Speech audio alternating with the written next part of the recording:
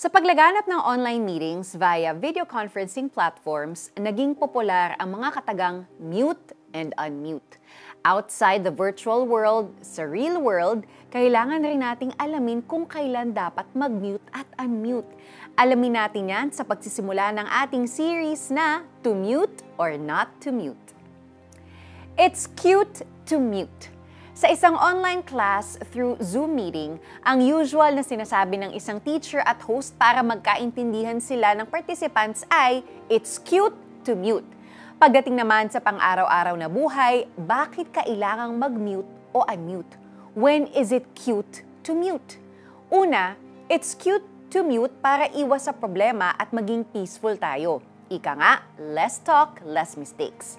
Ang pag-iingay ay laging pinagmumula ng away, gaya na nangyari sa isang barangay kung saan nagkaroon ng di pagkakaintindihan dahil may mga marites o mga chismosa ng bayan. Mas lumala pa ang disagreements dahil lumevel up na sila. They are no longer just marites, kundi mga sirena o wangwang ng bayan. Napakalakas ng ingay na nililikha nila at ang mga dila nila ay parang apoy na agad kumakalat at nang wawasak. Ayon nga sa Santiago 3 verse 5, maliit na bahagi lamang ng katawan ang dila, ngunit napakalaki ng nagagawang kayabangan.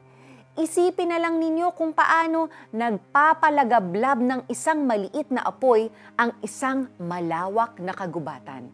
Mismong ang Biblia ang nagsasabing mag-ingat tayo sa pagbo-broadcast ng mali at walang matibay na basihan dahil tsak, gulo lamang ang magiging bunga. May tamang panahon para tumahimik at para magsalita. Pangalawa, it's cute to mute para maging wiser tayo.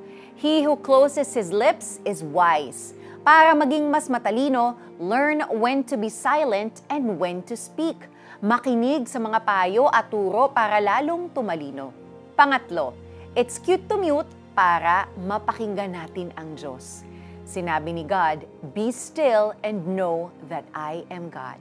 God speaks in our silence. Tara, gamitin natin ang bibig natin para manahimik at manalangin. Let's pray. Panginoon, sa pamamagitan ninyo, ang aking pananalita nawa ay maging laging tama at ang aking dila ay laging magpupuri dahil sa inyong kadakilaan. Sa ngalan ni Jesus, Amen. May application po tayo. Iwasan nating mag-broadcast ng maling kwento o balita at iwasan ding makipagtalo sa mga walang kwentang bagay. Remember, it's cute to mute. At panahon ng pagpunit at panahon ng pagtahi. Ang panahon ng pagtahimik at panahon ng pagsasalita.